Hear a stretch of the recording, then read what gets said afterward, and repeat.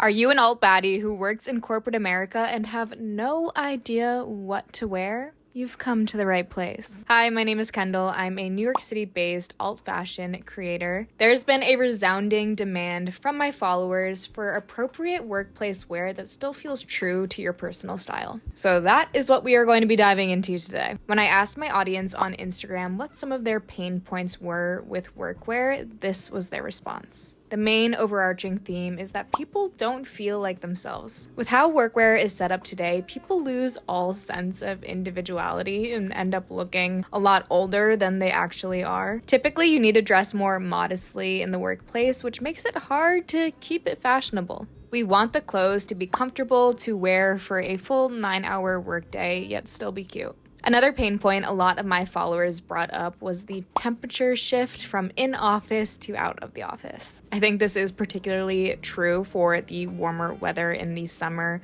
Typically, AC is blasting and offices can be about 20 degrees cooler or more than outside. So it's very uncomfortable to take your car, train, walking to the office, and then be frigid once you get there. Disclaimer, I foresee criticism for these outfits not being work appropriate. This video is to be used purely as inspiration. I didn't buy a whole new wardrobe to make this video, so I'm just working with what I got. Use discernment and modify your outfits as you see necessary. Alright, love you, bye. Before we dive in, let me give you a little bit of history on my professional experience. I'm not just some random influencer who has never worked a corporate job and I'm gonna give you outfits that don't work in the workplace. I actually have real work experience, so go me! So let me give you a little background on my professional history. I had a multitude of internships throughout college in a variety of settings, some very corporate, some more casual. My first job out of college was at an advertising agency, and then once I moved to New York City, I worked at a PR agency. In terms of the professional world, those are more casual workplaces typically. For both of those positions, I was hybrid, so half the time I'd be working at home and the other times I would go into the office, and I still wanted to maintain my style. Before we jump into the outfits, I want to talk a little bit about the history of women's workwear. In comparison to men's workwear, this is relatively a new concept. In the early 20th century, the majority of women in the United States did not work outside the home, and those who did were primarily young and unmarried. Traditionally, women were the homemakers. They raised the children, maintained the home, cooked, cleaned, etc. The 1920s brought new freedoms to American women. In 1920, the 19th Amendment gave women the right to vote for the first time. In that same year, 21% of American women worked outside of the home.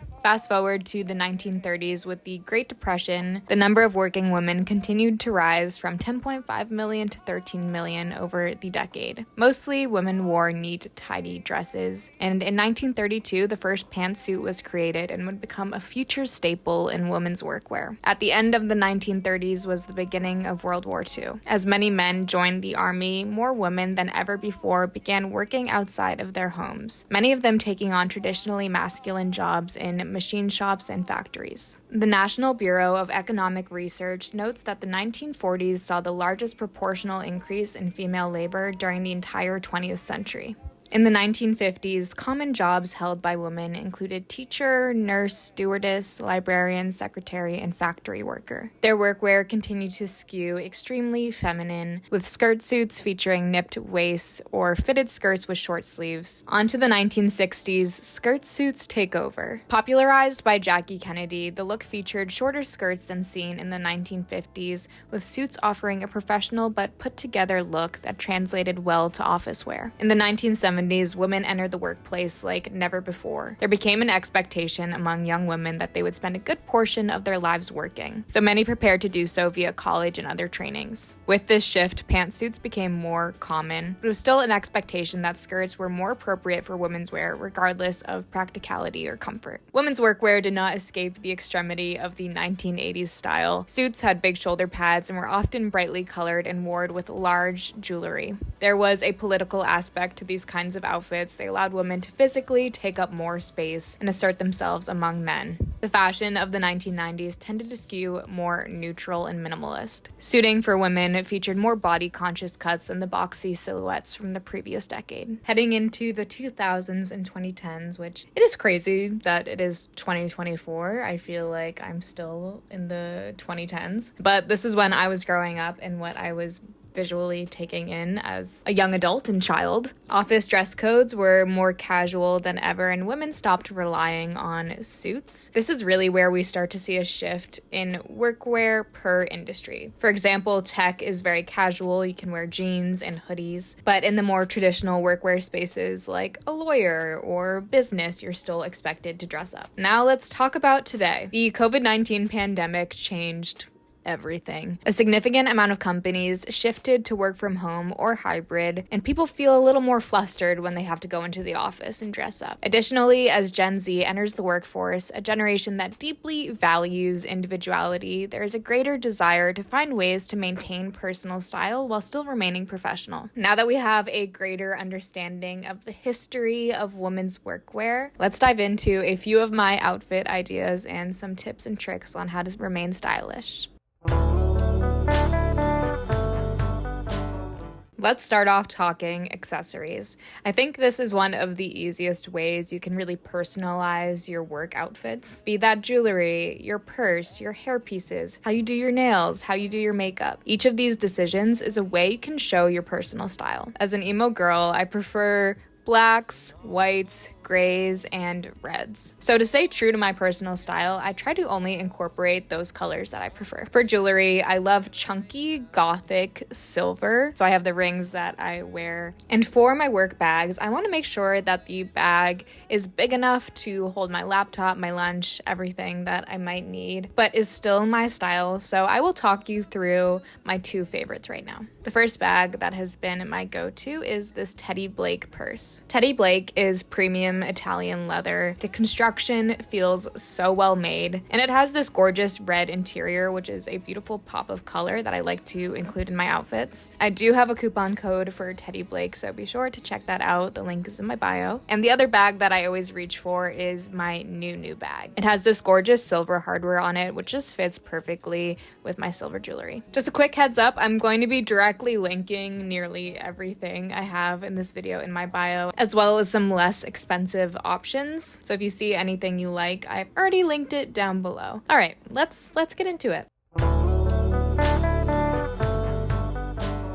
The wide leg trouser is an absolute essential in my workwear outfits. There are a million outfit combinations you can do with a wide leg trouser. You can dress it up, you can dress it down. It's comfortable on your stomach. My recommendation would be to invest in a high quality trouser and have them tailored to your body. There's nothing more professional than a well-fitting trouser. If your work allows it, you can always add a fun belt. I have this Western one with silver hardware that I really like. First, I paired these trousers with a boxy white tee, and just to show you the different outfit combinations, I paired it with a regular blazer as well as a leather jacket. Again, if your work allows, I think adding a leather jacket to your work outfits gives you that little bit of edge that really hones it back into your personal style. It's still work appropriate, don't get me wrong, but adding the leather gives it that little je ne sais quoi.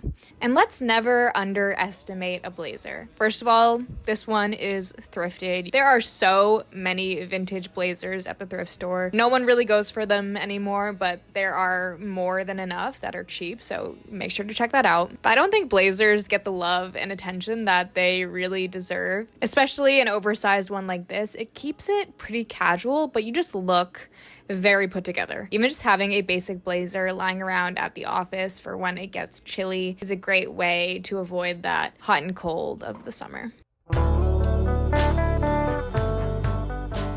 Let's talk the button-up. The button-up is a classic in workwear. And apologies, this white one I am wearing in the example outfits is a little bit big on me, so it's a little bit ill-fitting, but in my personal opinion, you can't go wrong with a button-up. You can roll up the sleeves, make it more casual, you can layer with it, and this is another one of those pieces that you can easily find at the thrift store for cheap. I don't own one, but I've really been loving the vintage striped button-ups. They add a little bit more dimension to your outfit, but still look effortlessly chic.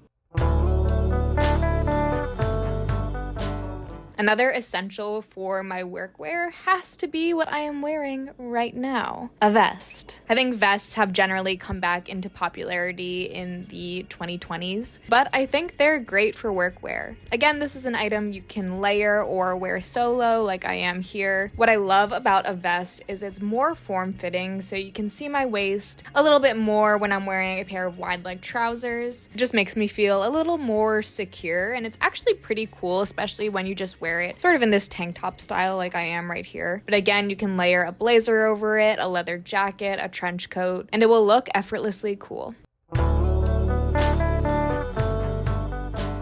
Let's talk about skirts. I feel like skirts are a little bit controversial in the workplace. Everything is dependent on the length, the cut, and how you style it. Personally, I love a skirt, and it's a great way to keep cool in these warmer months. The first example I have is this midi black pencil skirt. For one of the outfits, I paired it with a basic black t-shirt and just 2 pieces, and you look so professional. I love this outfit. It's still comfortable, but I feel very cute in it. This is another one of those pieces, like the trousers, that is just super versatile. You can wear it year-round. Here, I paired it with a sleeveless turtleneck, and I think it still looks great. Leave it sleeveless for the summer, and then add a jacket in the office or in the colder months. Now let's talk short skirts in the workplace. Companies can be very finicky about how short they will allow your skirts to go. Whenever I'm wearing a shorter skirt in a professional setting, I'm always wearing tights. So be that nude tights, which is more of an illusion, or a black opaque tight. This is important for modesty reasons as well as comfortability. Comfortability? Why did I just say that so weird? I do think a shorter skirt can work. It just depends on how you style it. I think when you're leaning into these shorter skirts, you do want to have a little more coverage up top, so it's not all bodycon again. And for my final skirt outfit, I have this gorgeous white maxi skirt from the 1800s. My best friend was here this weekend, and when I was getting out of an Uber, my boot got stuck in the back and I ripped it. So, very upsetting. Anyway, to show you this outfit, everyone has been loving white skirts lately, me included. I paired it with this long vintage dress as well as my dark maroon ballet flats. I think this is perfect look for summer. It keeps you nice and cool, but still looks very professional. Love it. I'm a genius. Really quickly, I want to talk about shoes. Platform loafers are an essential for me in my workwear outfits. I don't know if these count as a loafer, but like close enough for what I own. These are Doc Martin 805.3s. I love Doc, so I love to incorporate them in my professional clothes. Other essentials I love are kitten heels. Kitten heels bring through that professionalism, but they're very comfortable since it's such a small heel. And though I don't always reach for such a low shoe, I do love ballet flats. This one specific pair I have has the silver buckling on it, which just pulls my whole outfit together. So yeah, those are my shoes that I reach the most for with these outfits. That is everything I have to share with you all for my workwear advice. I hope you enjoyed watching this video. If you are new here, please subscribe. I'd love for you to stick around. And reminder, I'll have links to everything down below, so go check it out. Thanks so much for watching, and I will talk to you guys later. Bye, losers.